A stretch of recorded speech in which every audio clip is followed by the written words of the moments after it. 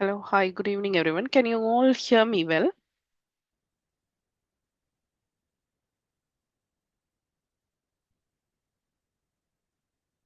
Hello, is my voice audible? Yeah, yes, doctor. Okay, perfect. Thank you. And also, you're able to see the screens? Yes, doctor. Okay, perfect. Thank you. Thank you, Dr. Anshita.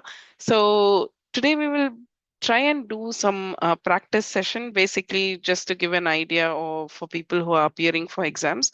This might be more like a revision mock. So, we'll try and do a video station, a clinical station, and a history taking station. Before that, I'm sure many of you would be aware about this Target MRCPCH Academy. I'm Dr. Geetmala. I'm one of the mentors. I mainly take sessions relating to the communication stations. However, towards the end of uh, uh, around the exam times, we do all kind of stations. So our diet one.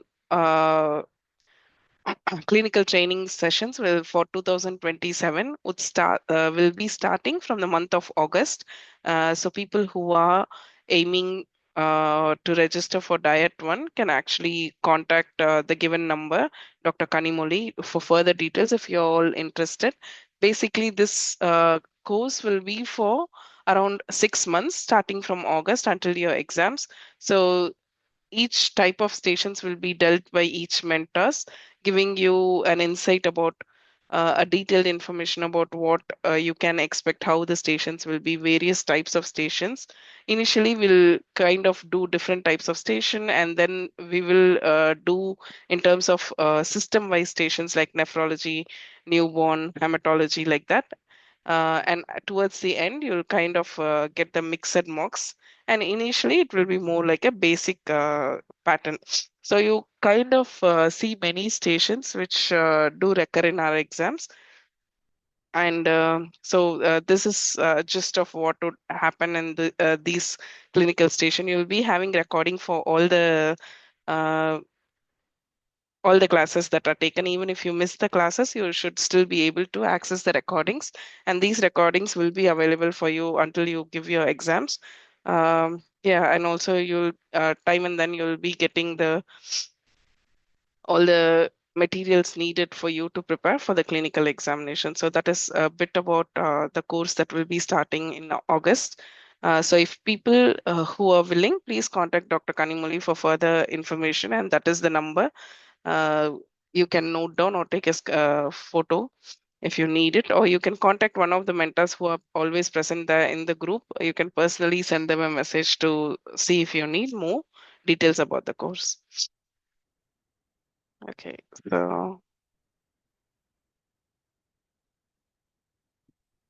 so it's already 9 o'clock. We'll start the station. Is Dr. Nagnath here?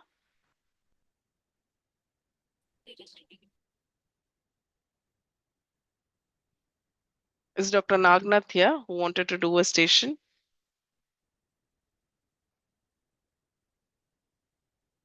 Dr. Sartash?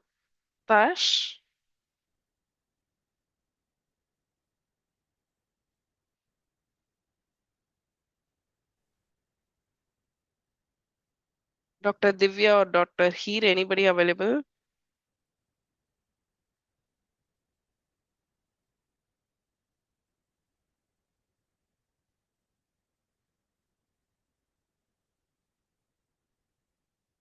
Looks like nobody has joined. The people who wanted to practice have not joined. So I'll give 5 more minutes to see if anybody joins or somebody amongst the people who are present. If they are not available, probably I'll give chance to people who wants to do, who's present here. Just put down your names in the chat if you're willing to do a station. If those people don't join, probably I can ask one of you to do the station. Any doubts until then? So, any doubts or anything that you want to be clarified?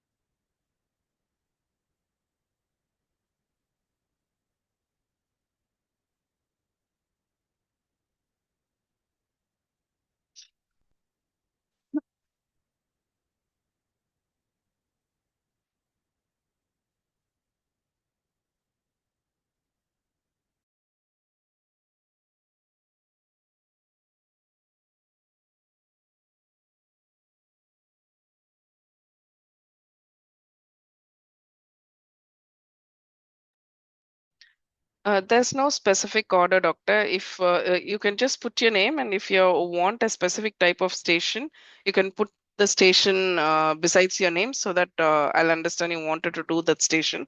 I'm just waiting to see if those four people join. If not, probably we will continue with whoever wants to do. Okay.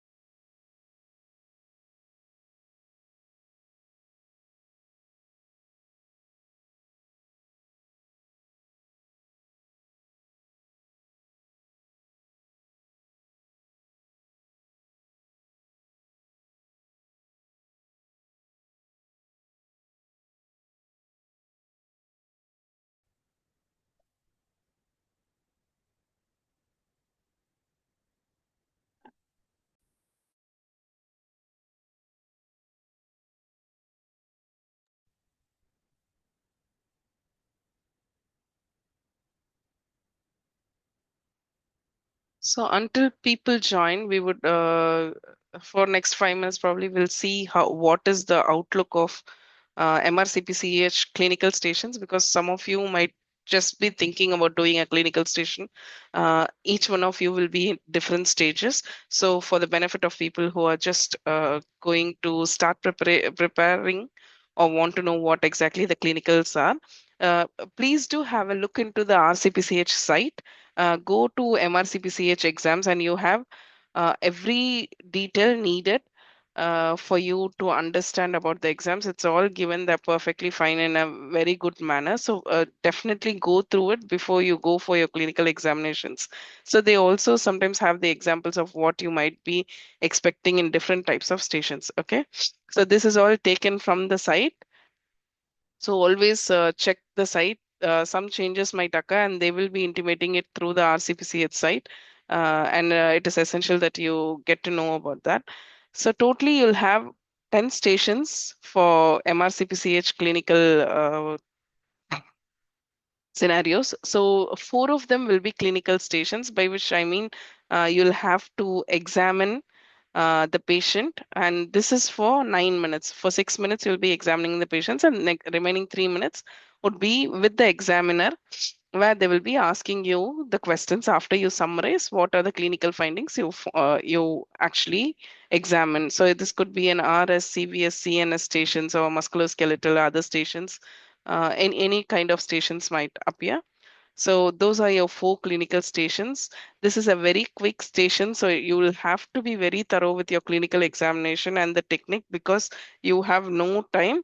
You will be expected to finish your exam in 4 to 5 minutes. Even though we say it is for 6 minutes your examination, however, introduction and all those will take some time before you go to the patient, and then it will be only 4.5 to 5 minutes you will get to do the clinical examination.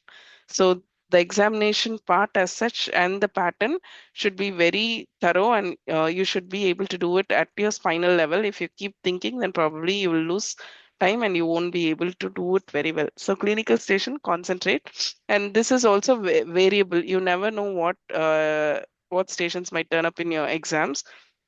While other stations, if you prepare well, you'll definitely get very good marks. So after the four clinical stations, you have development station. There will be two developmental station. Each one of you will get only one development station, and this station is for a total of 22 minutes. So development and history taking station are the longest station. So these two are for 22 minutes. So two candidates will be going to two different developmental stations. Similarly, two history taking stations will be there. So each one of you will get one development station, one history taking station. And after that, you have two communication scenarios. So here it is nothing, you are not expected to take history or anything. You'll have a candidate information leaflet for you to read outside. You'll have around 3 to 4 minutes to read through the leaflet to understand the background, and also there will be a task which has been described at the end of the leaflet for you to understand what is expected out of you. So in communication station, it's more about your communication style. your body language, your presence, your understanding of the verbal, non-verbal cues, and how well you respond to the patient, how well you build a rapport, and then giving adequate medical information, right medical information is what will be expected in your communication station. So all the other stations, other than development and history, all of them are for 9 minutes. Okay. And then you have two video stations. Uh, so practice video stations as much as possible because it is usually repeated stations and getting full marks is very much possible here. So that is about the 10 stations that you can expect in the clinical examination. And development station is the one station where you don't have a real patient. Most of the time, it's the examiner who will be acting as your patient, and then you'll have to describe to them how you examine the how are you going to do the development station. So it is more like explaining and also showing them how you do. In all other stations, you will have patients. For history, excuse me. Uh, for history taking station, initially you'll be talking to a parent, will be giving you the history, and after giving the history at the end of, please excuse my voice today, I'm not quite well. So after the end of 13 minutes, the patient will leave, and then you will be discussing your summarizing and also discussing about the case with the examiner. In all other here in communication station, usually they have actors who build up the communication stations, and video it's for clinical station you definitely have patients. Okay, that's about it. And in development station, as I said, it's for 22 minutes. You'll have 4 minutes outside to read the information given.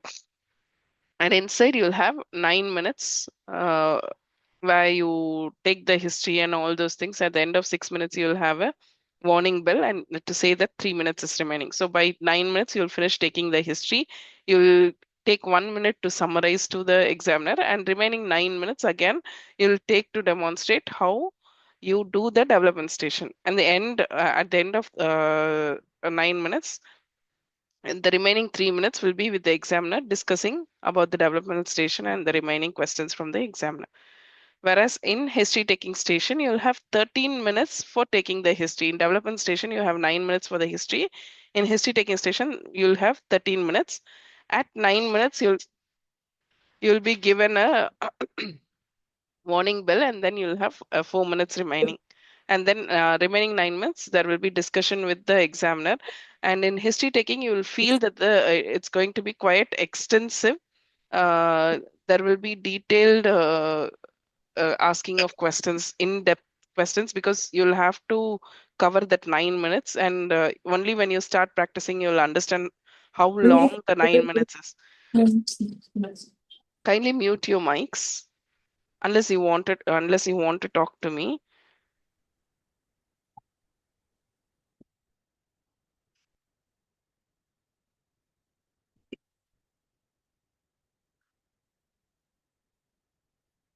So all other stations, as I said, is for 9 minutes.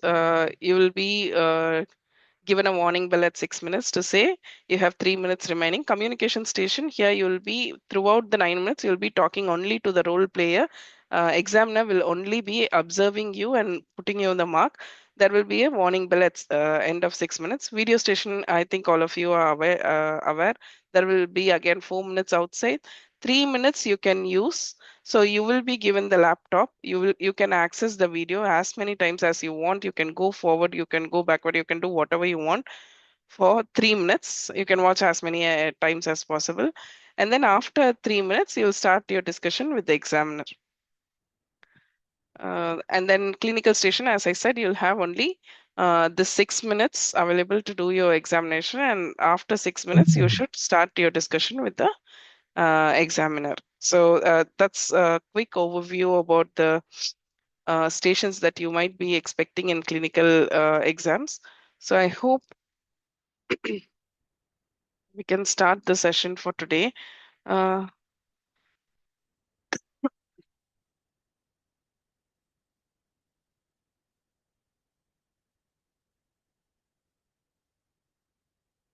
And there are a few questions in the chat box. Are pediatric guidelines enough for discussion part of clinical exams? Yeah, most likely, as far as you're aware of the pediatric guidelines, it's well and good. So that should cover most of it. But as you keep practicing and as you see the materials, you'll understand what are the specific type of scenarios that you face. And most of the time, it is repeated. So it is essential that you concentrate on certain guidelines more specifically so that you'll be able to cover most of it.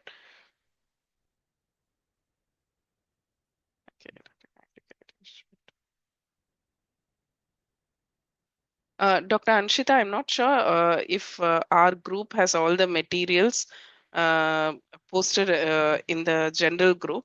So there are quite a lot of clinical books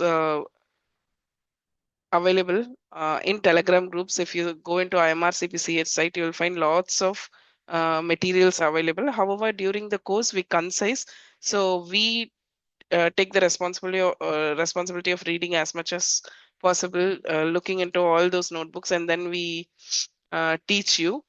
Otherwise, you have voluminous amount of materials available online that you can use to know what are all the previous recalls, and you should be able to get enough materials from there. There is no single book, I would say. Rebecca for communication is good. Otherwise, there are quite a lot of materials available for clinical exams. So let me see. So is Dr. Nagnath available now? Dr. Nagnath, Dr. Sartash, Dr. Divya, Dr. Heer, anybody available? Hello? Yes, ma'am. Hi, yeah, is this Dr. Divya? Okay, fine. Yeah. So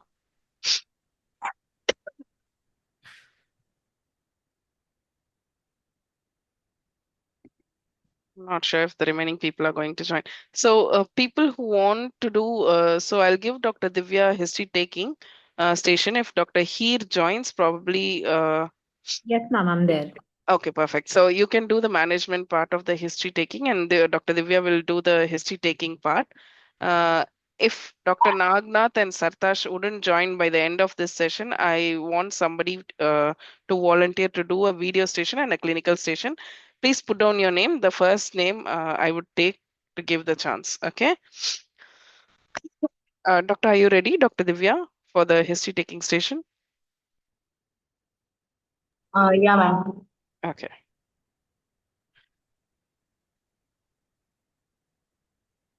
So as we always do, so I'll put up the slide and I'll give you 3 minutes to prepare for history taking.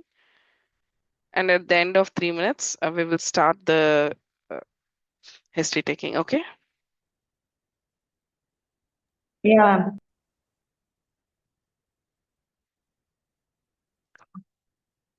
Can you see the slide now? Yeah, ma'am. Okay, fine. Your 3 minutes starts.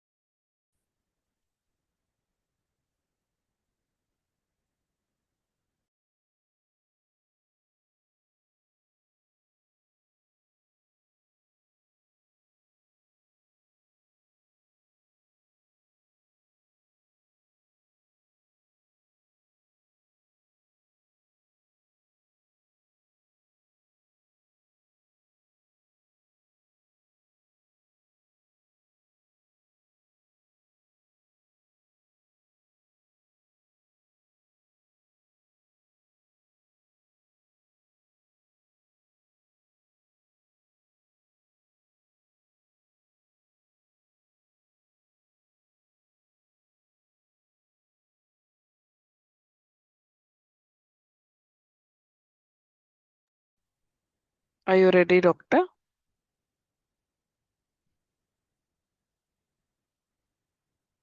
Hello. Yeah, are you ready? Yeah, ma'am. Yeah, you can start. Hi. Good evening. I'm Dr. Divya. Am I talking to Diana? Yeah, doctor. So, Diana, you're the mother of 14-year-old Sarah, right? Yes, that's right, doctor. Okay. Okay. So, I wanted to ask some questions about Sarah's illness. So, is it a good time to talk? Yeah, of course. Yeah. Is it okay if I write down some details? Yeah, sure, doctor. Okay.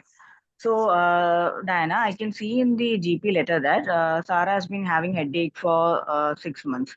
So, can you elaborate on that? Yeah, doctor, as you said, we've been visiting GP for almost for 6 months now. She's been having this headache, uh, which she is not able to describe very well, but it is bothering her. Okay. Yeah. Okay. Can you tell me where exactly is the headache? Is in the front portion of the head or back?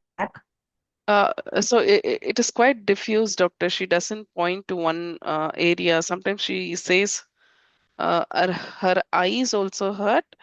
Behind her Okay. eyes, she feels there's pain. Okay. So, how much time does this last whenever it comes? It lasts for a few minutes, I would say, even up to half an hour sometimes, doctor. Okay. So, what kind of a pain is it? Is it like stinging, burning? Does she tell something like that? No, it is just some dull pain, she would say. Okay. Now, with the headache, does she feel like puking? She's done that only a couple of times in the last 6 months. Okay. Now, can you tell me when the headache is more? Is it more in the morning or is it more in the night? I think she suffers more during the daytime, doctor, when she wakes up and stuff. Okay. Okay. Does she feel better on vomiting? Uh, Probably she's not had. She's, as I said, she had only a couple of times, but I didn't ask if it gets better. Okay, okay, that's okay. Now, can you tell me whether is she able to sleep or it's just affecting her sleep? She is able to sleep, doctor, but when she wakes up, probably she finds the headache is more. Okay, okay. Now, do you have you ever noticed that something is increasing the headache or there are some things that decrease the headache? So she says when she tries to bend down or so, she has this pain coming, or sometimes when she's coughing, she gets this pain. Okay. Then, does the pain get better on sleeping or are there something that decreases the pain? Not really. It just gets better by itself. Sometimes we take some analgesics. It does help a bit, but not anymore. Okay. Now, how many times in a week does she have this pain? How many days? So yeah, I think it is quite constant. At least 2 to 3 days a week she has. Okay. So all these times she's taking analgesics. Yeah, she takes analgesics on and off, and but now it doesn't help her anymore. So we wanted to. That's the reason why we are visiting hospital now. GP has tried to do few investigations, and he said everything turned out to be normal. So we are still, she's having pain. We are quite worried, so we don't know what's happening with her.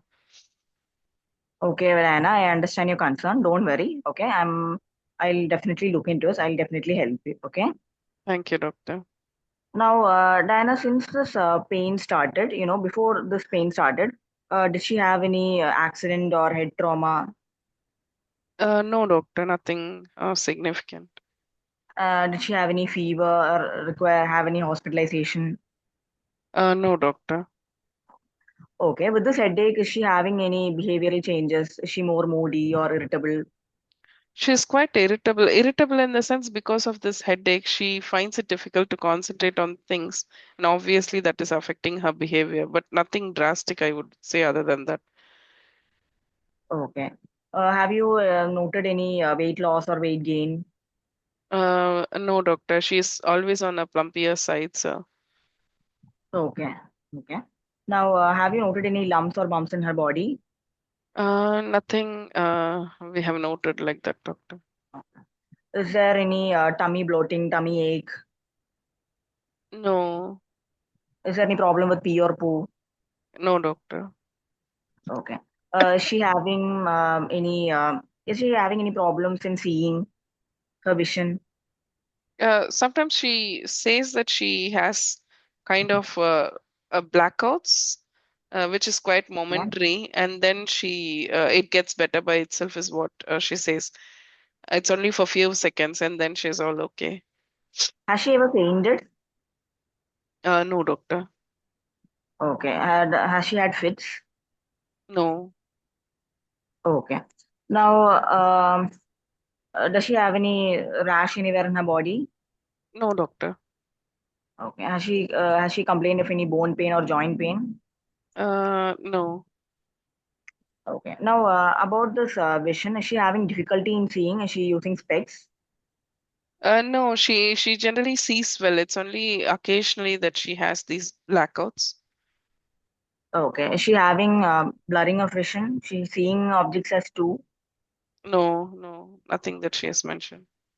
Um, is she having any cough or breathing difficulty? No, doctor.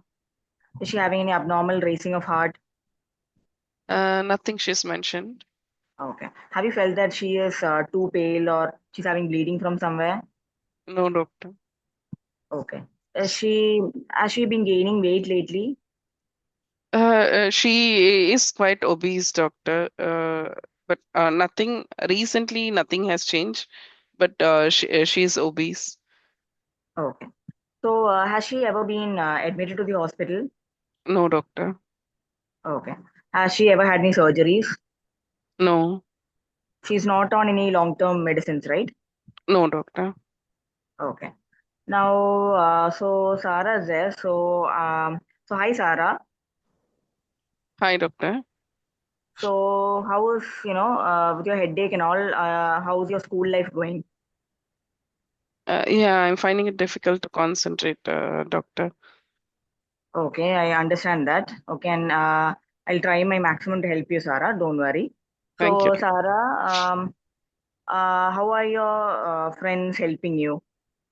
You are having this headache, so are you missing school? Yeah, I am quite missing quite a lot of school days recently because the headache is quite severe, I would say. Okay.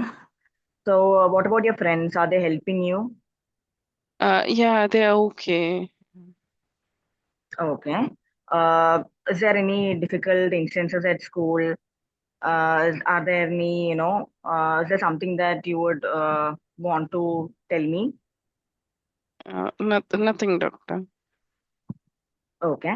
Now, Sarah, I just wanted to ask you some personal questions. Is it okay if your mother is there with you? Yeah, yeah. Yeah. Okay. So, do you have a partner? No, doctor. Okay.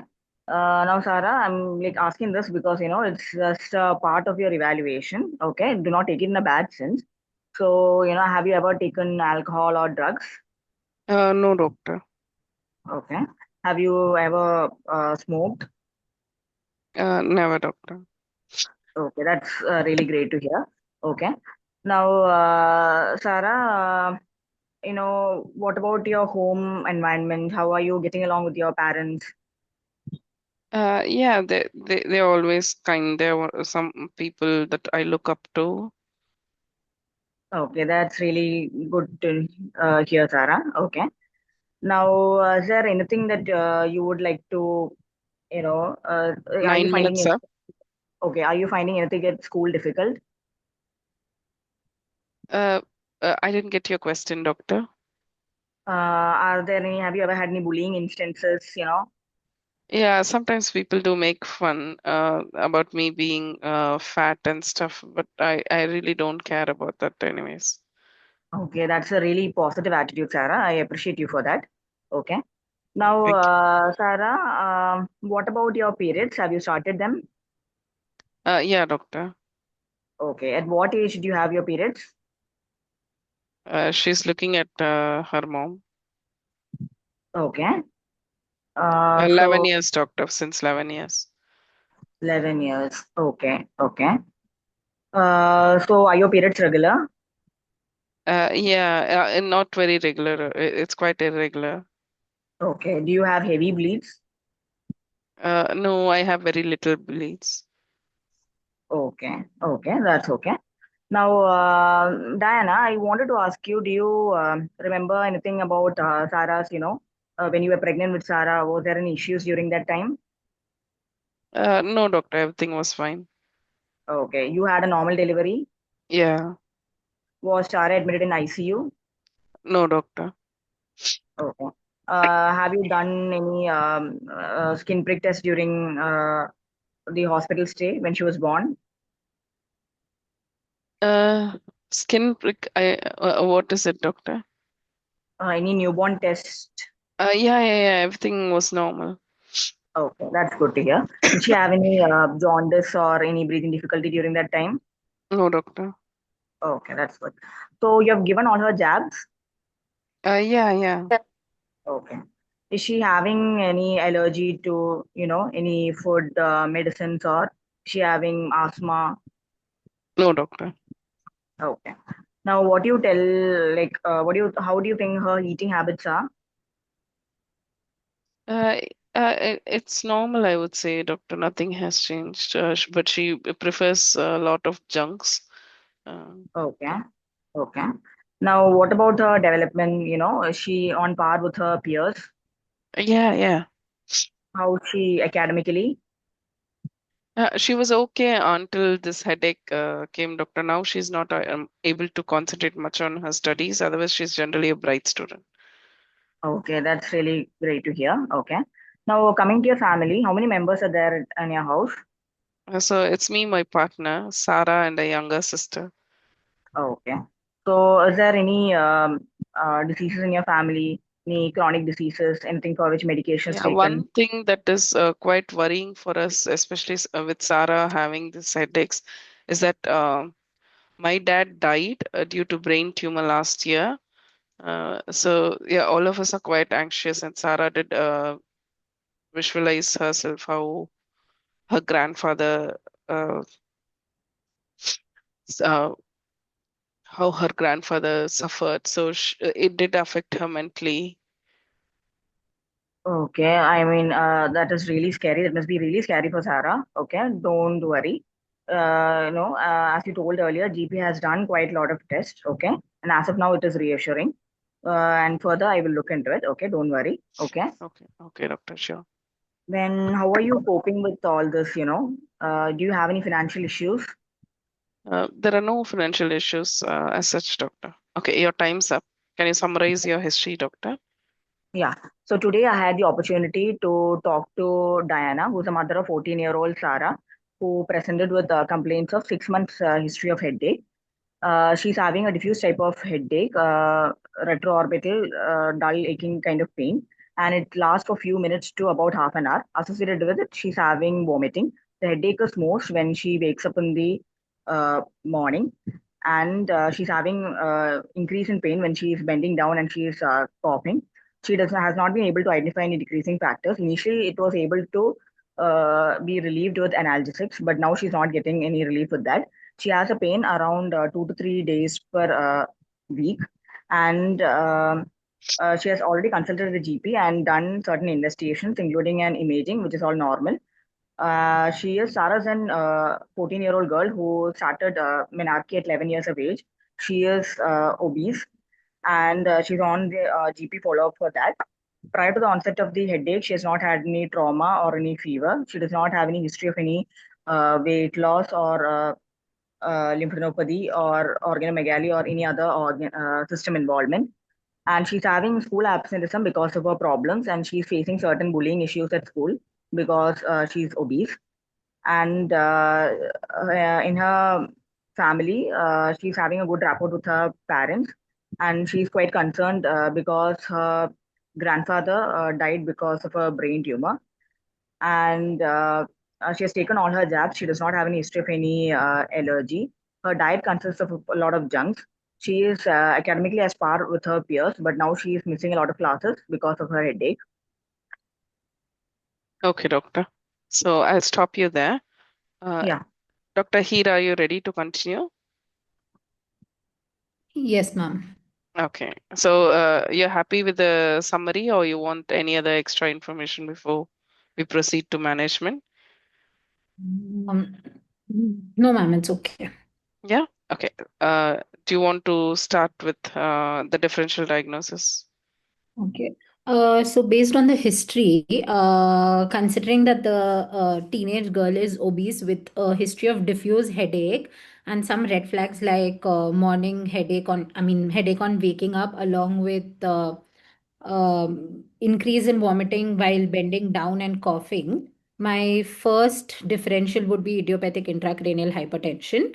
The other differentials that I would like to put forward is headache associated with vomiting, and hence I would think about migraine.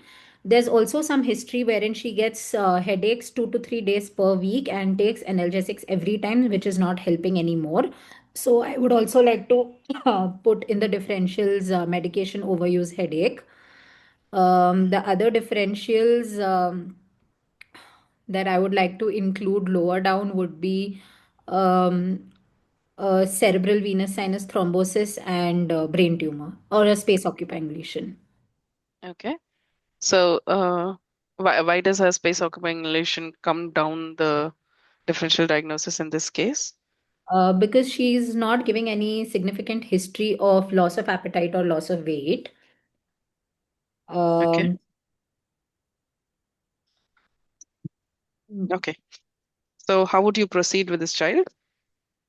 so, given the nature and the duration of the headache, I would like to admit the child first. And I would like to run some investigations, which would be some basic blood tests first for baseline readings. I would like to do a complete blood count. I would also like to send a bone profile, a thyroid function test.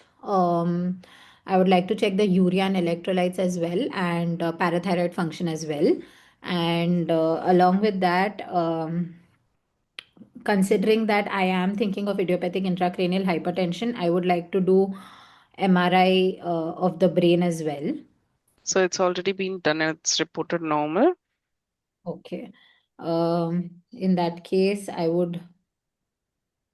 um, Anything else you I would would like to like do to for idiopathic intracranial hypertension? is sorry, ma'am, what did you ask? Yeah, anything else you would like to do to, because your top differential is idiopathic intracranial hypertension. Is there anything else you would like to I do can it? also consider doing a lumbar puncture to check the opening pressure if it's more than 28 centimeters of H2O. Okay. Uh, okay. I would also like to involve the ophthal team to get a vision assessment done to check for any papilloedema. Okay. Uh, the child also gives some history of blackouts momentarily for a few seconds. Yeah. Okay. So, in a child with headache, what are all the red flags that you look for? The red flags that I'm looking for here would be headache that wakes her up at night or present on awakening in the morning, headache that progressively worsens, headache associated with vomiting getting better after vomiting, associated with ataxia, with altered consciousness, a squint or a sunsetting sign, occurring after any head injury, deterioration in school performance, um, triggered by coughing or bending down or sneezing, headache associated with fever or features of meningitis, um, headache associated with increased head circumference, and headache associated with abnormal growth or abnormal puberty. Uh, Okay. So, headache- uh, I'm sure you would like to examine this child. What would you look for in examination? Yes, first I would like to plot her height and weight on the growth chart. Since she is a little overweight, I would like to see where she stands on the centiles. I would like to do a complete head-to-toe examination to look for any neurocutaneous markers. I would also like to do a complete CNS examination on the child. Okay. Anything else? Mm.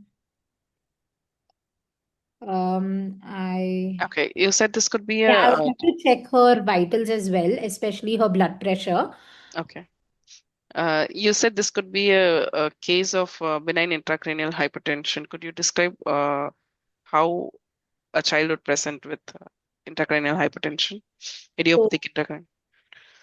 in idiopathic intracranial hypertension, the child can present with nausea and vomiting, headache that worsens on lying down or bending, or coughing, or worsens on exercise. They may also present with sixth cranial nerve palsy, which would cause diplopia. The pattern of headache would usually be diffuse, almost daily chronic headache. Additionally, she can also have dizziness, tinnitus, ataxia, headache that wakes her up in the night. There could also be blurring of vision or vision loss. Um, Okay. How would you diagnose, say that this is a child with IIH? for diagnosis, I would like to rely on imaging. Um, I would like to do MRI brain. Okay. 6 minutes up. You have 3 more minutes. Yes, continue. I'd like to do MRI brain. Okay. Is there anything that you would find in MRI?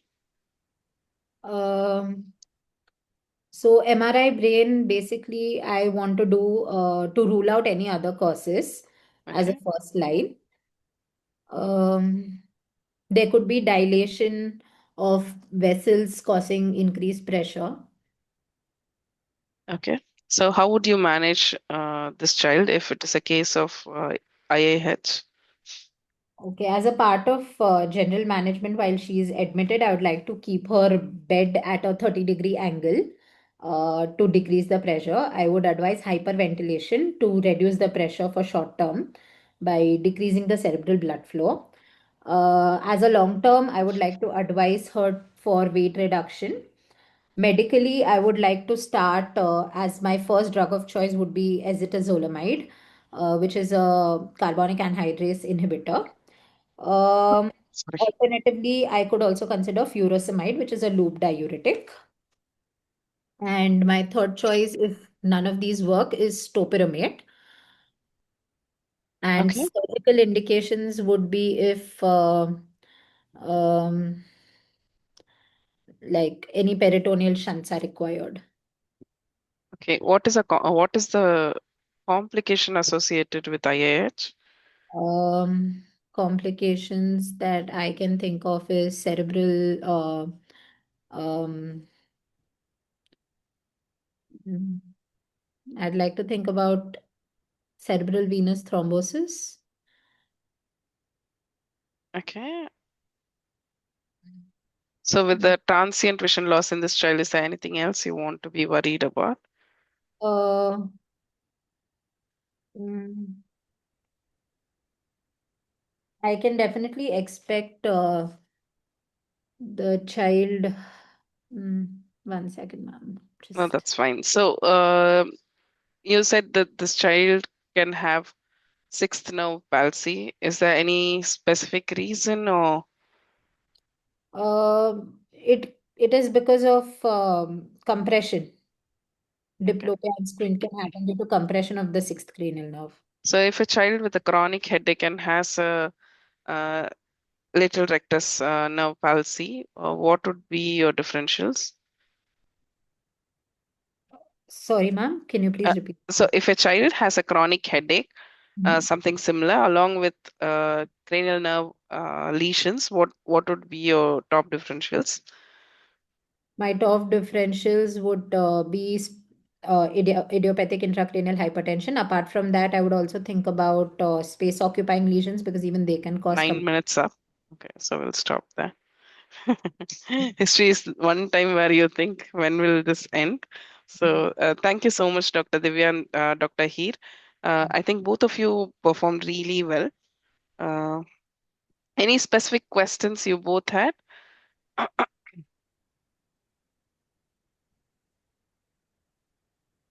Okay. Uh, So, any questions from people who've been listening? Anything positive? Anything that they could have added? Anything that they have missed? You feel?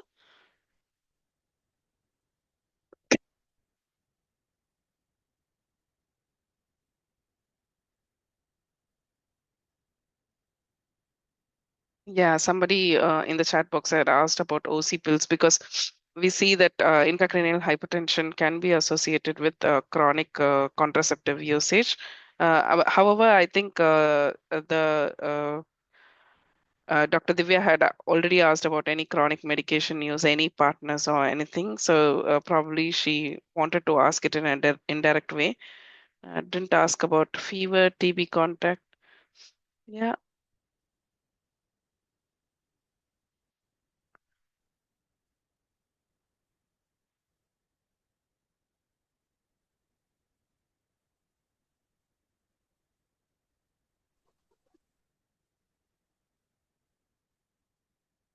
okay, okay.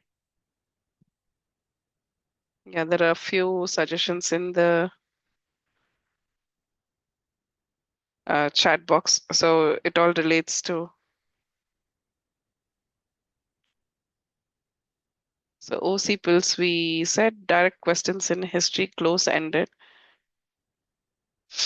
Didn't ask about fever, TB contact was not asked. MRV in imaging, she should have asked about signs of raised ICP sign, like projectile vomiting. Okay, I think she asked quite a lot of ICP signs, although it was just vomiting, not projectile vomiting. She did not ask specifically.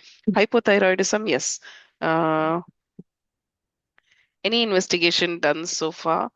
Yeah, this patient has been with GP. That is a very good point for last 6 months.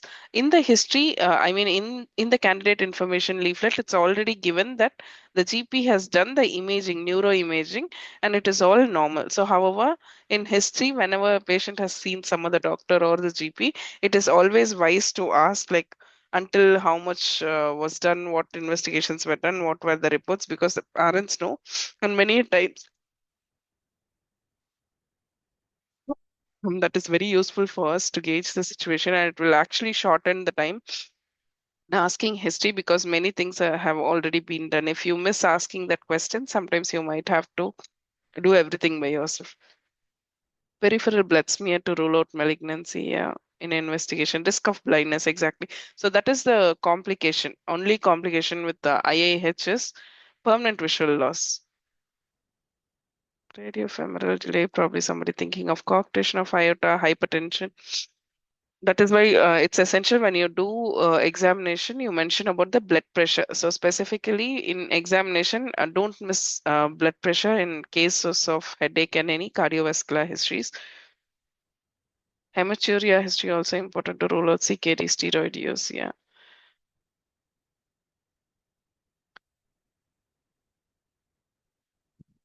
So sometimes if you miss something, it's always essential that you definitely ask the past history, like any past medical history. Is the child known with any specific disease, or is the child taking any medication for a long time? Any previous surgery? So even if you miss any specific points, if this is a chronic patient, they will at that point they will definitely give you enough information. For example, if it is CKD, sometimes we won't be able to ask specific question. In those cases, it will be covered in the past history, past medical, past surgical, past drug history, and all those things it will cover.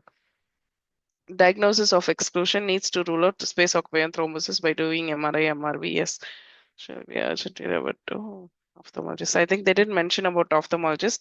Yes, because the child is having eye symptoms, you definitely worry about this child's vision loss, so you refer to ophthalmologist. Okay. My history of family history is very important. Here, there was a family history of positive brain tumor. However, for headache, definitely ask for specific family history of migraine. Dietary history in detail. So, one thing in particular with headaches is caffeine. You can ask. Otherwise, drug history you can ask.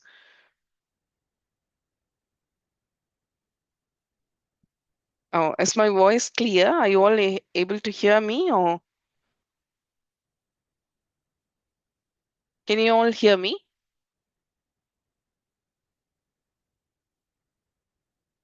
It's clear. Hello? Okay, okay, fine. Yeah, ma'am. Okay. If there is any problem with my connection, please do let me know, at least in the chat box, so that I can rectify if there is anything. Okay. So otherwise, management part, I think you did everything well. Weight management, multidisciplinary team involvement is also important. Otherwise, yeah, okay. Okay, that's cool. That's fine. Yeah. So the social history, does the headache has any specific association with the school hers? Is she able to read? Probably she did ask about the vision. Yeah. Okay. Quite a lot of suggestion. Thank you all for writing down in the chat box. Um, okay. So overall, Dr. Divya and Dr. Heer, I feel both of you did very well. So few things is when you communicate, be clear in your mind. Sometimes we do change few words. For example, you asked about skin prick test, while you meant it was a heel prick test.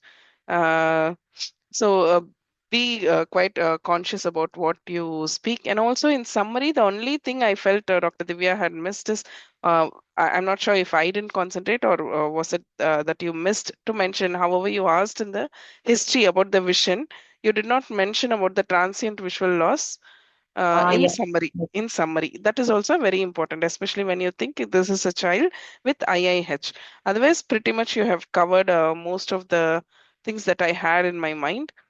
Mm, yeah, an obese 14-year-old obese child whose neuroimaging is normal, dull headache, more retroorbital, increases on coughing, bending down. All this suggests that this child has an raised ICP. However, the neuroimaging is normal. So most probably in an obese child, this uh, translates into probably an IIH.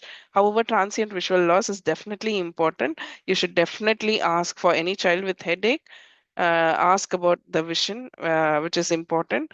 Even in history, you have marks for communication, so you can use it wisely. For example, if I say my father has died, or the grandparent has died, so you can always use those circumstances to enhance your communication skills. And at some point, I think Dr. Divya very nicely mentioned that don't worry, we are here to help you out and all those things. Having a bit of more intonation to your communication would sound much better. But overall, it was fine with Dr. Divya. And in terms of summarizing, you'll have to try and stick to see if you can summarize your history within 1 to 1.5 minutes, not more than that.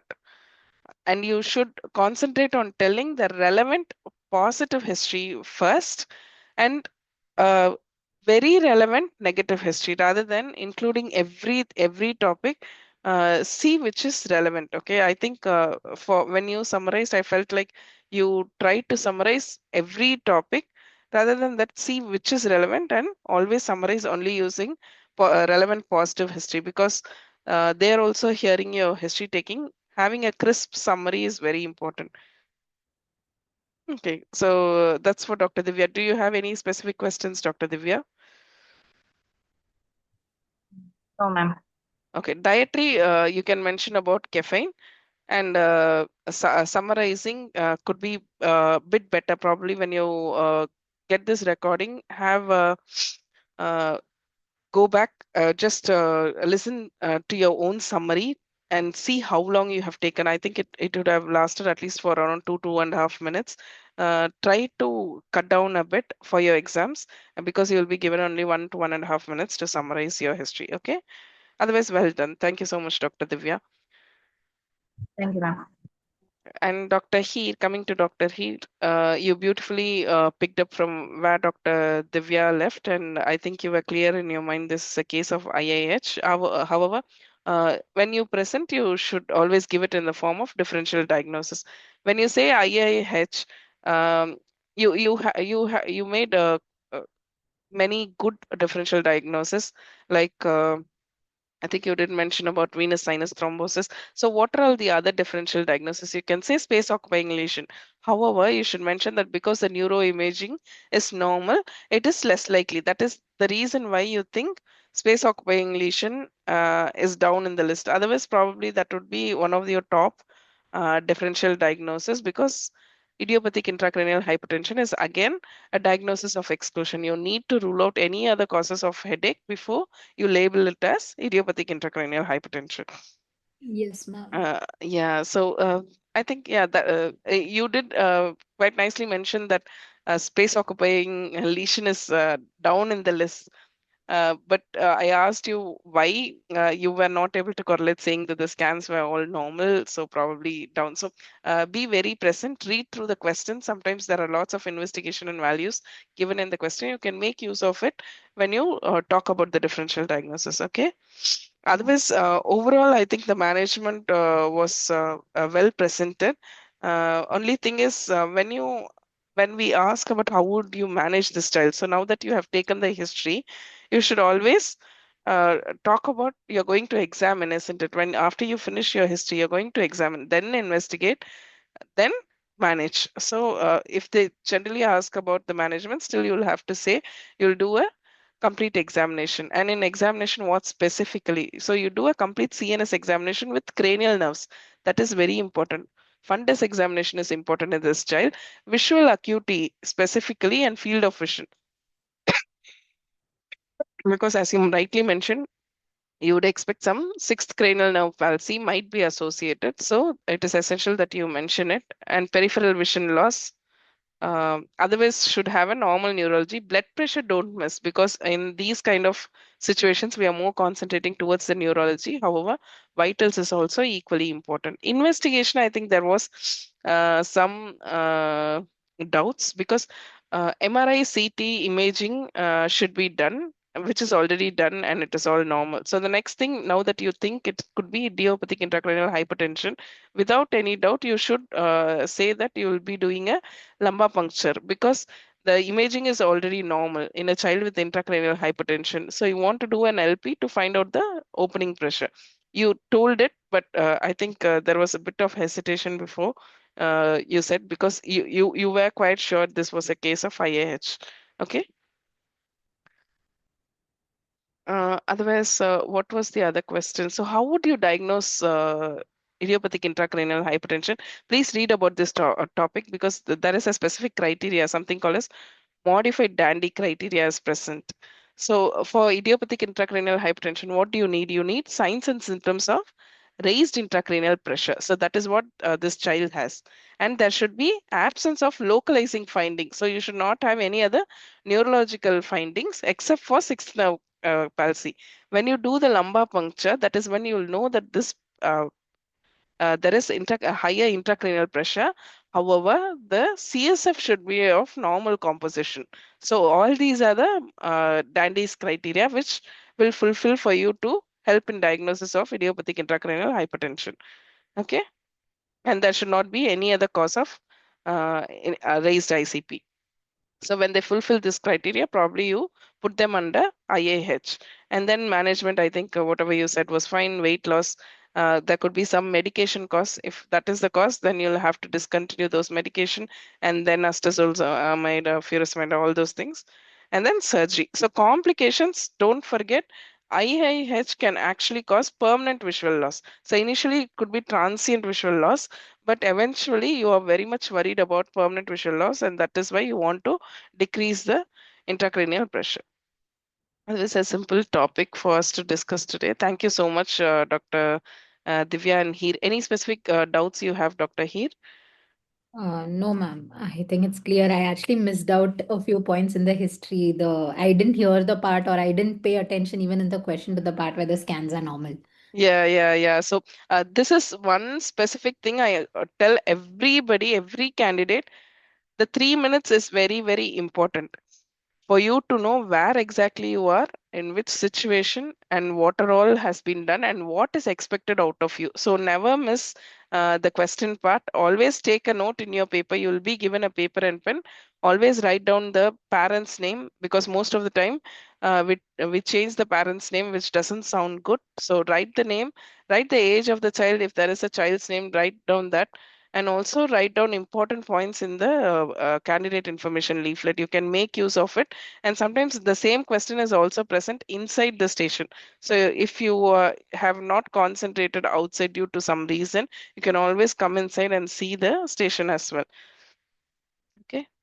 Read the question carefully, and also the task, reading the task is very important. Sometimes we might be doing something which is not asked in the task and beat around the bush. That is also not recommended. That is the reason why many candidates get less mark, because uh, uh, we feel we have done very well while you have not done the task that they have asked for. So always be very much present, keep your eyes, ears, everything open to grab whatever is available during your exams. Okay. Any questions from people who are listening with history taking, or should we just move to the other stations?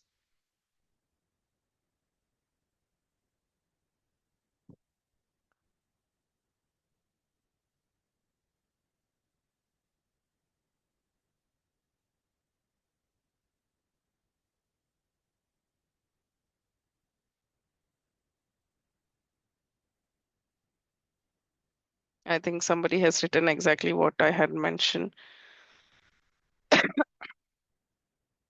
Yeah, the management. So this is what exactly I was telling. So start with the examination, and management always multidisciplinary team. Multidisciplinary team is important, and also because this child is missing quite a lot of school liaison with the school services and school reporting about bullying. Yeah, all those are right.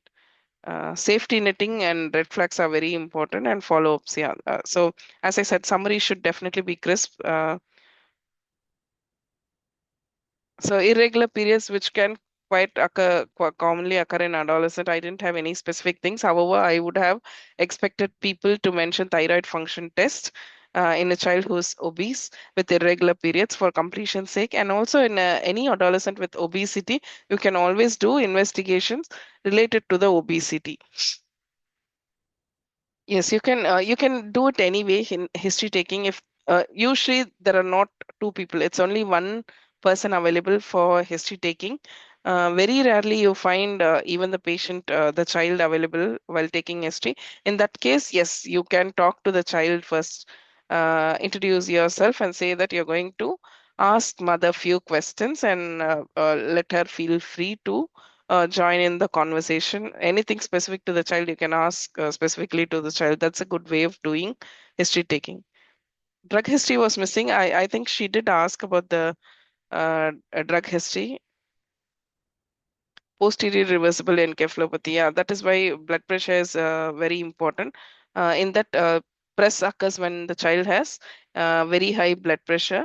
So this is not a child with high blood pressure, as mentioned in the question. However, that is a good differential as well. So CSF screen time is important. Yes, screen time. All these are uh, whenever in history taking, always I say, like, when you present management, it should be a specific management and also conservative management. So in for headache child, you can have all those conservative management, like how to relax herself, screen time, and all those things. Okay. Could it be a case of metabolic syndrome? Could be. However, this case was specifically more towards IAH. If it is metabolic syndrome, probably you will find other positive histories along with this. And this is a child who is 14 years. Probably they might have some investigations turned out positive as well. Okay, so yes, yes, exactly. This is what I was telling. So lipid profile and all those things. Because this child is obese, you can add all those in your investigation part. Okay. Okay, so we will stop history taking uh, with that. Um, is Dr. Dara, was it Dr. Dara who said who wanted to do a video station? Are you available now? Yes, ma'am. Okay, so I'll play a video for you. It will be for 3 minutes, and then we will discuss the video. Okay.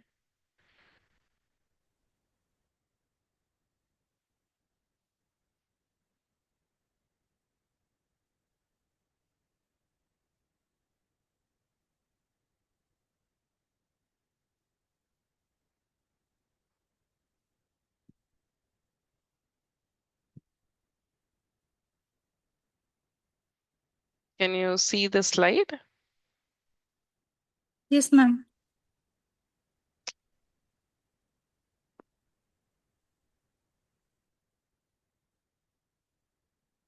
Yes, your time starts.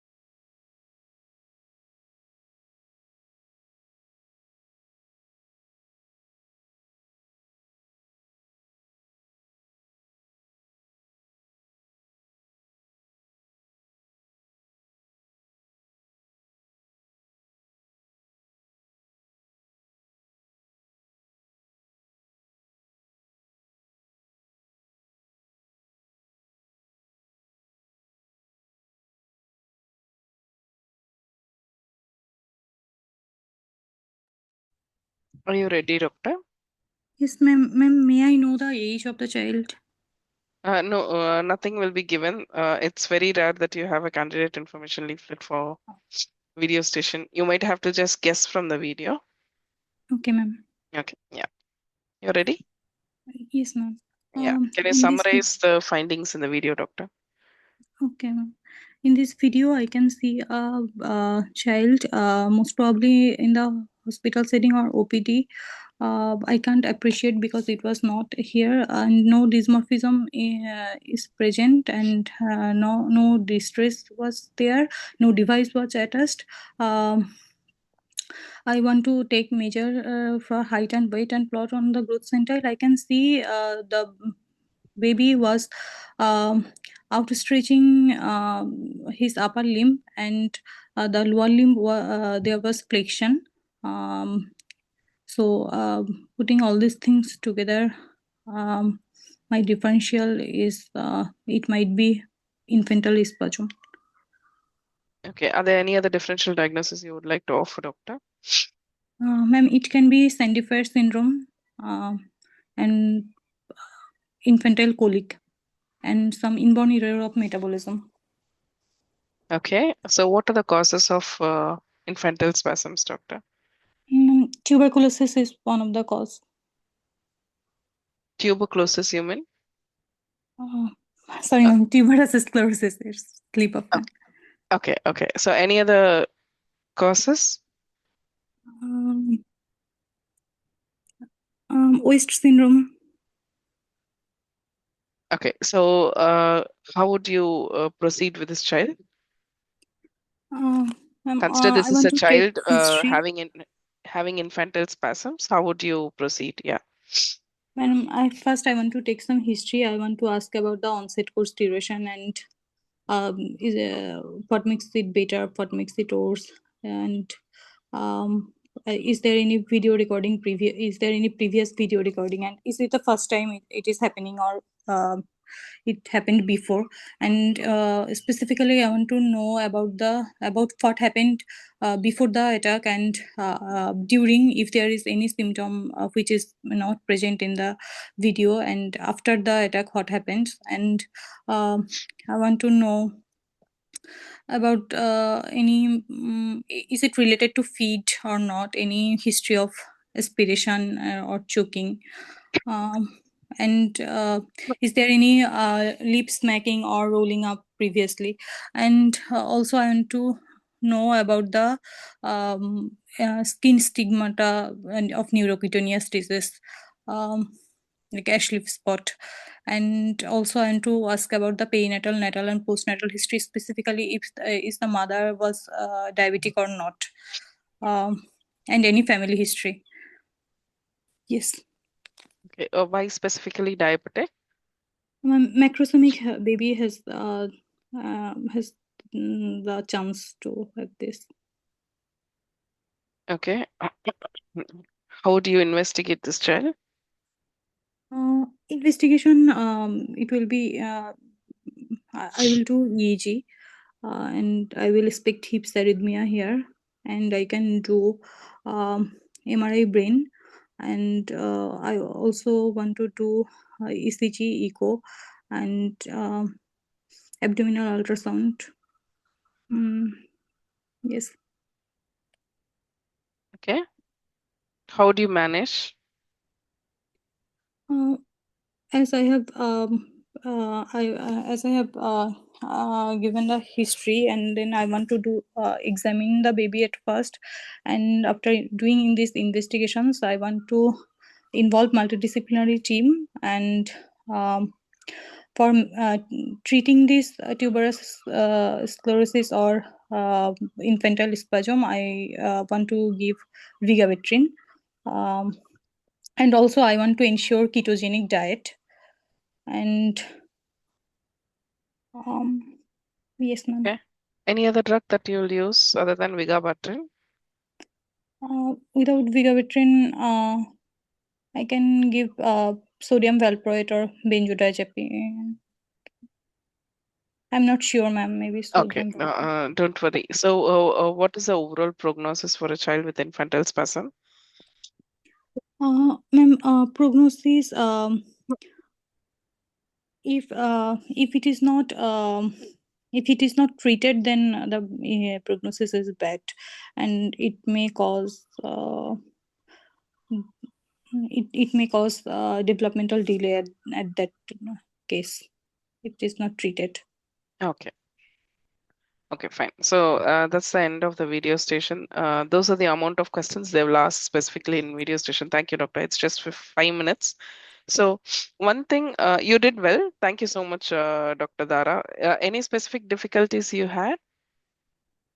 What is noise? Ma'am is speaking. Somebody very cute and small is also listening to us. Okay. So overall video station, I think you have this is one station where you can do more talking. You'll have 6 minutes to do your talk. Uh, you have very less questions. So in video, they are supposed to ask you what is differential diagnosis. After you give your differential diagnosis, they will let you know what the diagnosis is. For example, they will say, consider this is a case of infantile spasm.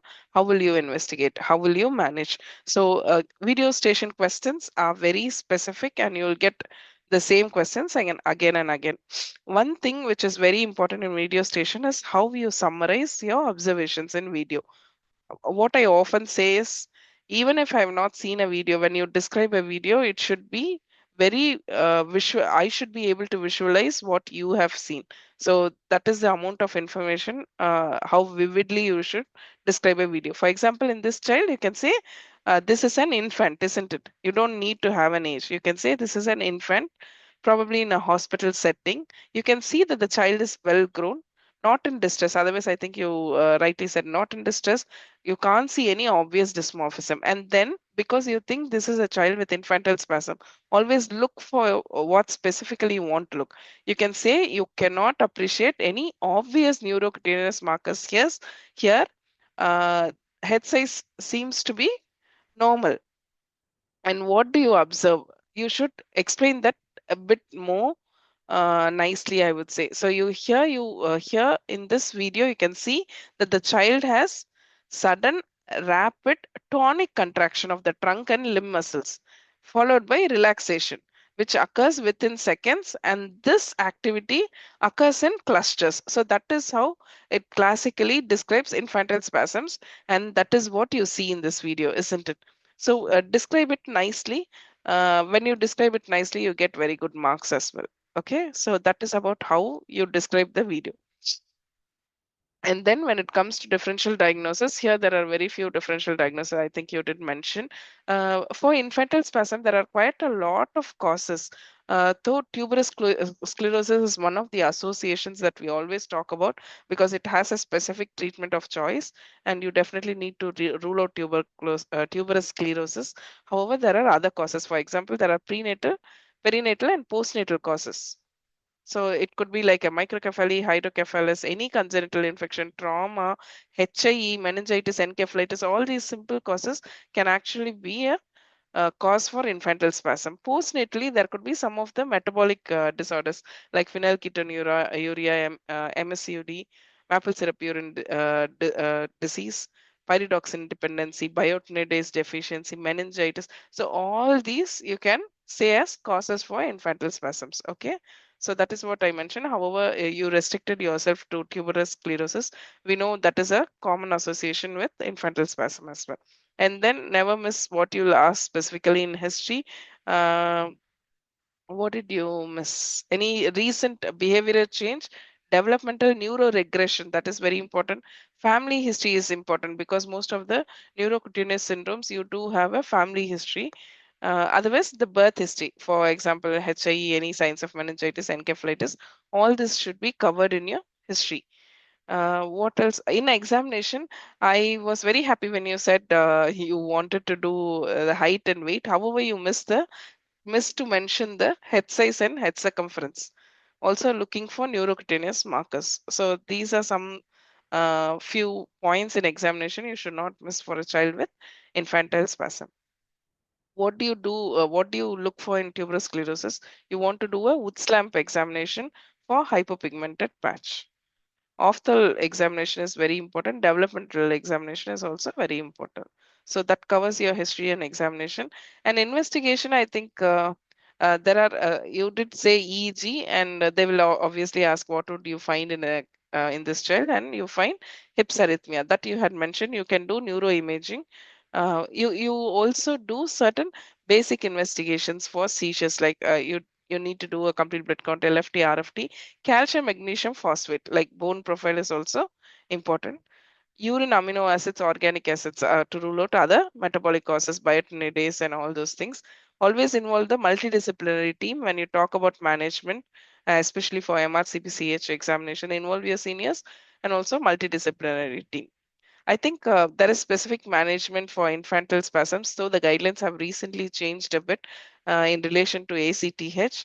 Vigabatrin is a drug of choice for tuberous sclerosis beyond doubt. I think it's still prednisolone is being used, steroids are being used, and also ACTH derivative like tetracosamide are also used for as first line management.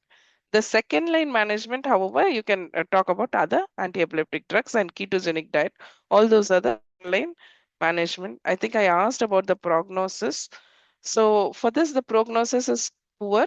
However, better prognosis among a child with infantile spasm would be when you have idiopathic cause, or relatively better for child with Down syndrome and NF1. So these are better prognosis. However, the overall prognosis is poor for a child with infantile spasm. So that is about this video.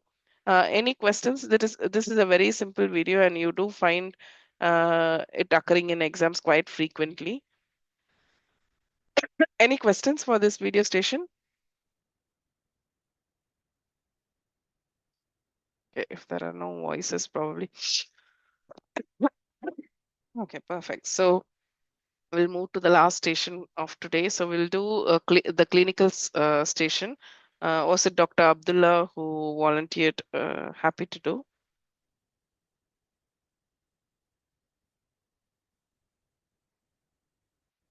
Dr. Abdullah?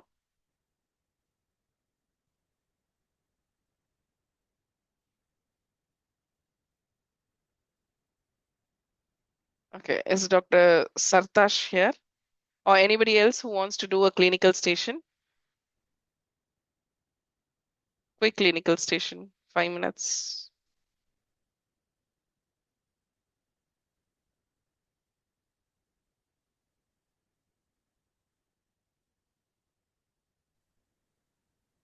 Anybody willing for a clinical station? Probably if there are no takers, uh, we would have to end up the session. Anybody Ma'am, wants to? yeah, I Yeah, can take. yeah, yeah. Your good name, doctor? Dr. Neeta. Okay, Neeta. Perfect. Okay, so you're ready? Yes, ma'am. So in clinical station, usually there is no candidate information leaflet outside. You just wait and relax outside for 4 minutes. What I would usually suggest for candidates going for exam is that when you enter the station, usually there are real patients inside for clinical stations. Outside, in most of the exam centers, they have sanitizers outside. So when you enter the Okay. station, pretend as if you had already put the sanitizer and you are scrubbing your hand simultaneously while the examiner is introducing, because the examiner is going to take at least 30 to 40 seconds of your time, that 6 minutes Mhm. time to introduce you to the station. Okay, so use it wisely. Do the hand wash while you're trying to enter, so that this is all just visual. You don't have to say I will hand wash and all those things. Just use whatever is available so that you can save time. So let me know Yeah. once you're ready. I'll start the timer and you can enter the station. Which system, ma'am? Abdomen. Abdomen. Okay. Yeah, Okay. I'm ready, ma'am. yes. So, yeah, enter the station. Okay. I entered the station. I gave my paper to the examiner, and I'm wishing. Good morning, ma'am. I'm Dr. Neeta. Hi, doctor. Can you do abdominal examination of this child who's 8 years old and he's Ben? Ben. Yeah, Ben. Okay. Hello, Ben. How are you? Hi, doctor. I'm I'm Dr. good. Neeta. Thanks. Yeah, hi. I'm Dr. Neeta. So today I'm here to examine your tummy. Is there any, you want anyone to be here while My mom, examination? my mom is there, so it's okay, doctor. It's okay, okay. Yeah, So Ben, do you have any pain anywhere in the tummy? no, doctor. Okay, that's good. So I will wash my hand, and I already took the permission. Ben, I may need to expose your abdomen during the examination. Is that okay with you? Yeah, doctor, that's fine. So Ben is talking nicely. Mentation is good. His speech is good. How about the any distress, dysmorphism I'm seeing? No distress, no dysmorphism. Any device attached? No. How are the dimensions? He looks bit thin. Otherwise, height is normal. Okay, he looks thin. Okay, Ben, can you show me your fingers like this? Can you show me Yeah, your hand like this to me? yeah. You can see some paler. So I'm seeing for the nails, any pallor, koilankia, Uh, paler is present. nail No, changes? no. No. How are the palm is okay? Palm is Any fine. palm is fine. No dysmorphic palm or anything. No. No, okay. I'm just quickly checking with the pulse also. Yeah, pulse Okay, is just for normal. a You second. can see multiple cannulation marks in his hands. Okay, multiple cannulation marks are there. Okay, that's good. And any skin or changes or anything like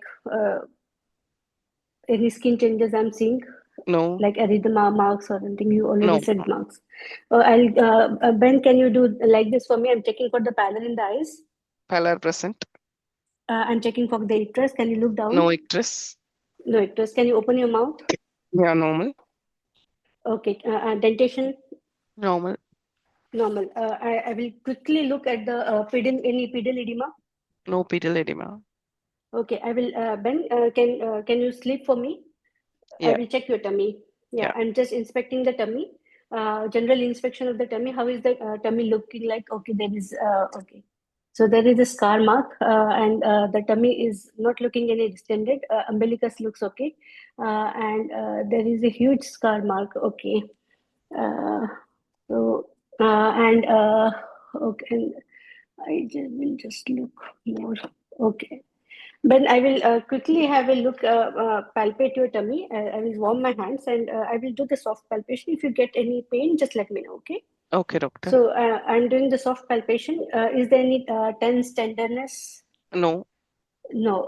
Okay. So I will look for any organ I'm able to feel. You can just feel some mass in the epigastric region. Other than that, nothing. Mass in the epigastric region. Okay. I will palpate for, I will do the deep palpation. Ben, so I will be doing some deep palpation to you. Okay. So Okay, if you doctor. feel pain, just let me know. I will stop. Okay. I'm going to palpate from right iliac fossa towards going up, checking for the liver border. Is any liver palpable? No. No. Okay. So I will go from right iliac fossa towards the left hypochondrium. I will palpate for the spleen. Any spleen palpable? No. No. Okay. There is no ascites, so I will not do any fluid shift. I will take my stethoscope and I will try to check for any bruit or the bowel sounds. Bowel sounds normal. No brewing. No bruit. I will quickly look at the hernial sites. How are the hernial Free. sites? Hernial Pardon? orifices are free. Free. It's free. It's free. Okay. I will just quickly check for the kidneys also. Are the kidney palatable or palpable? Not obviously palpable. I will have a look at the back also. Spine is okay. Yeah. Okay. So I complete my examination. Thank you so much, Ben. I will cover him up. Okay. Okay. Thank you, And doctor. Yes. Can you yeah. summarize your So findings, doctor? yeah, today I got opportunity to examine Ben, who was a 8-year boy, who was very happy going, and he cooperated well. So there was no obvious distress, no dysmorphic features, and but there was pallor noted in the palm and the eyes, and there was some yeah, and there was on inspection of the abdomen there was a huge mark and there were some granulation spots on the hand. So, Okay. concluding everything, I feel this is a case of anemia and some post-operated, this looks like a operated splenectomy. Okay. What is the scar that you see, doctor? I'm seeing a scar, which is like a Mercedes-Benz scar mark. Yeah. What are all the things that you do with the Mercedes-Benz car? What are the So surgeries? yeah, so I'm thinking possible splenectomy, or there could be possible some 6 minutes up. removal of the mass. 6 minutes up. You have 3 more minutes. Yeah. Continue. Okay, so there could be some operating mass, abdominal mass like neuroblastoma, could be hepatoblastoma, or could be a massive splenomegaly because of the underlying hemolytic diseases like thalassemia. Okay. What are your differential diagnosis in this child, doctor? I feel I would keep thalassemia as my first differential diagnosis. Beta thalassemia major with massive splenomegaly might have undergone splenectomy, or I would keep another hepatoblastoma Okay. possible. If it is a thalassemia child, would you find any other features? So here the child has only pallor. Yeah, It is a, icterus. yeah. Is it present in this child? You said no. I forgot. You said no. Okay. Yeah. Yeah. So, Yeah. is there anything else you would like to think of in this child? Yeah, I would like to check whether how was the skull, whether bossing frontal bossing was there, So whether the the child did not. extramedullary, yeah, I should So have this child did asked for. not have any specific dysmorphism, is what we mentioned. Any Yeah, other differential diagnosis you would like to give? uh, I would. Mm, Okay. How would you portal. proceed in this child? So I would like to take the complete history and history involving what surgery happened. I would like to check the previous papers, what happened exactly. Okay, and the teams involved, and like regarding the surgery, I would like to take the detailed history. Okay, and consider this is a will child with the previous records. You find this child has underwent liver transplantation. okay. Now, what would be your differential diagnosis?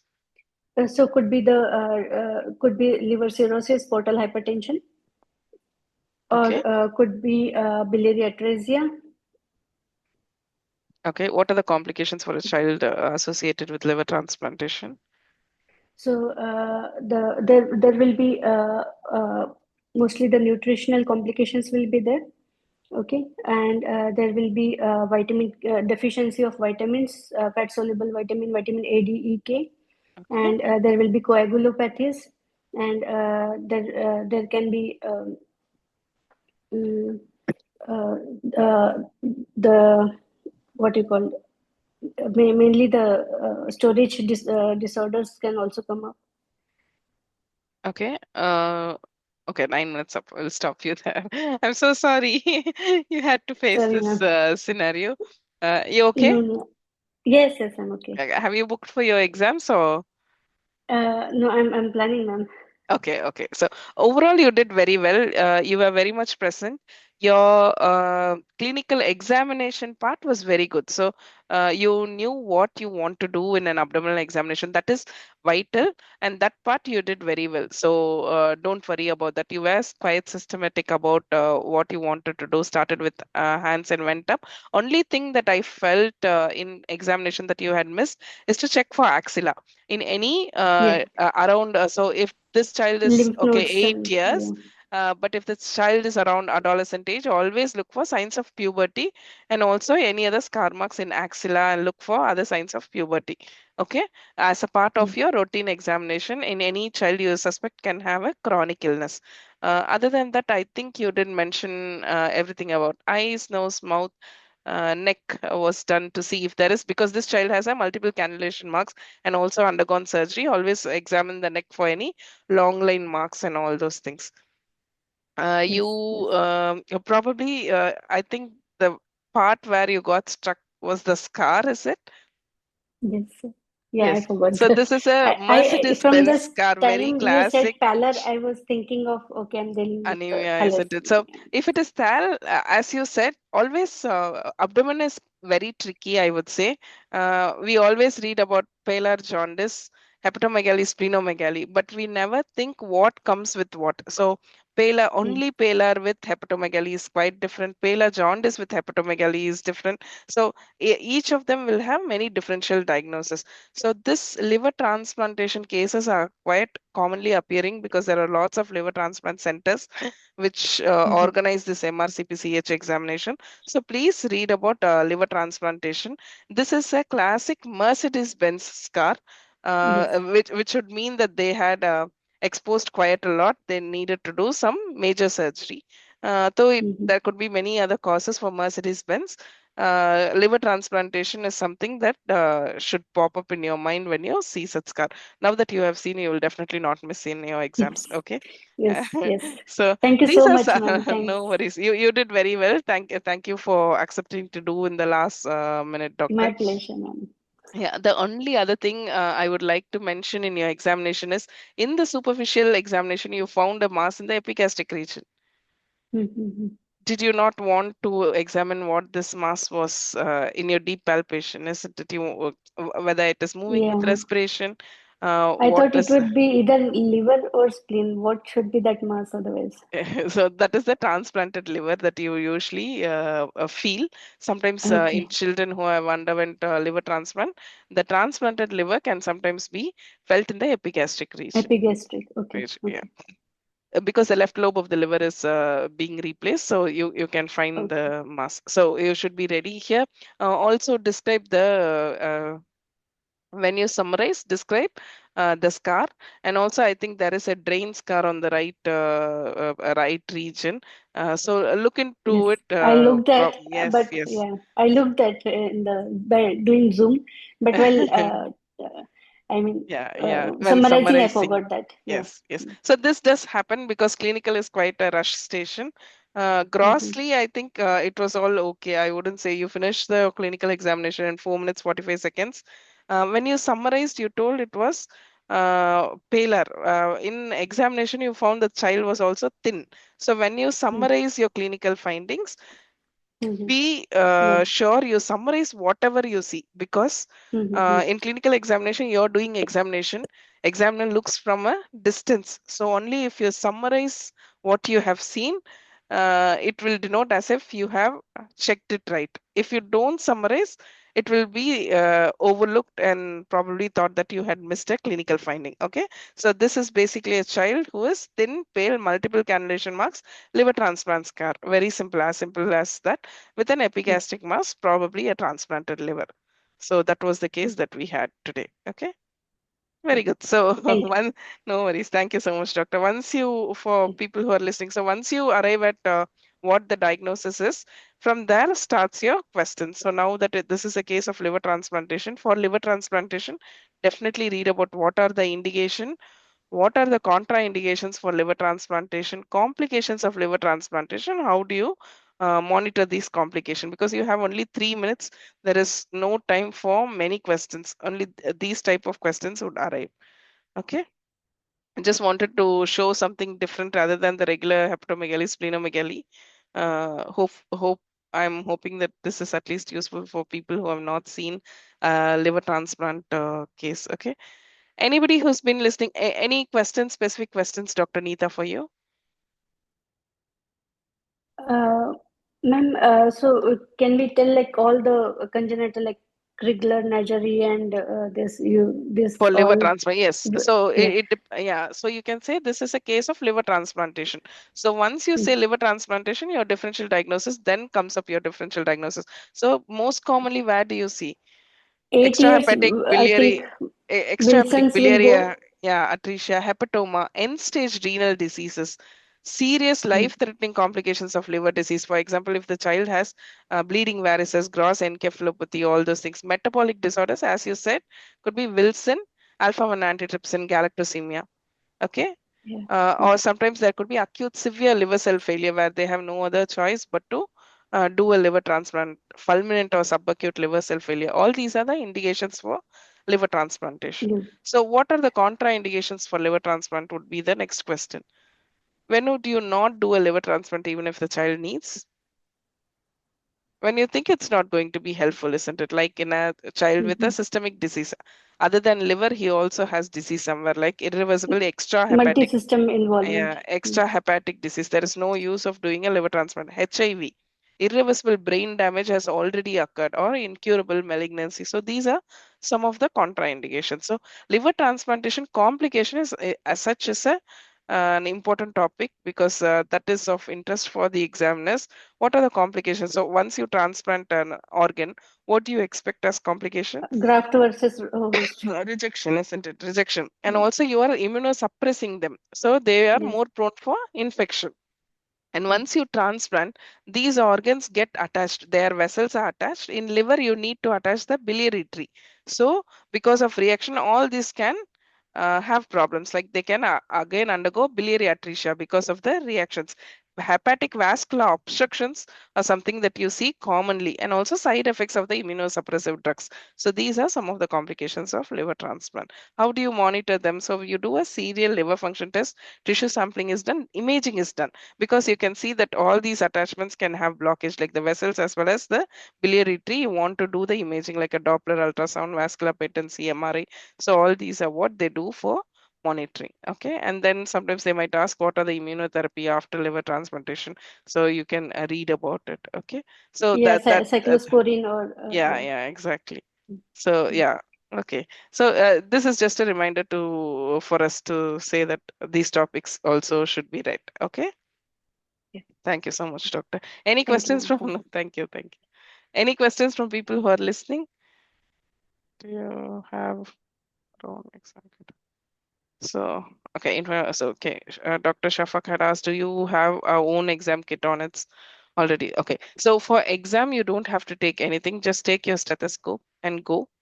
Your mind, presence of your presence is very important. Only stethoscope will be yours. The remaining things will be provided in the station if it is needed for the clinical examination. For example, torch or the Instape, everything will be available in the station itself. Yes, lymphadenopathy. For Dr. Shafak, you asked about lymphadenopathy. What I would say is, in clinical examination, if a particular system is asked, do a very specific systematic examination, specific general examination. After you finish, if you have time, then you can do the remaining examination. For example, here lymphadenopathy, examining the lymph nodes in itself, if you have to pretend, because examiner is sitting in front of you, you just can't randomly do like touch the neck and say there is no lymph node. No, if you want to check neck nodes, you'll have to ask the patient to turn, put their neck down, and do all those maneuvers, which is going to consume lot of time. So use your time wisely. We know there are lots of other things along with the specific system you want to cover. However, your priority should be to do the relevant general examination quickly, do complete systemic examination that is being asked, and after that, if you have time, until 6 minutes, until the bell rings, you still have time for clinical examination. At that point, you can say, I want to quickly check the blood pressure and also do all these things. Or if you don't have time, you can also summarize saying this, and I would like to complete my examination by doing this. Okay. For clinical station, you don't need a specific diagnosis. You definitely need to summarize your positive finding, and based on positive finding, what are the differential diagnoses you're thinking about. Thank you so much, Dr. So thank you. Hope it was a useful session for everybody. I know for people who are just starting, you might have lots of queries. You can use the common group platform to ask for your queries. People will be there to answer you. And also people who want to join the course, feel free to contact the number that I had posted earlier. I'll post that poster anyways in our group as well for you to use. Thank you so much, doctors. If there are no further questions, we'll call it a day. Thank you so much for attending. Good night.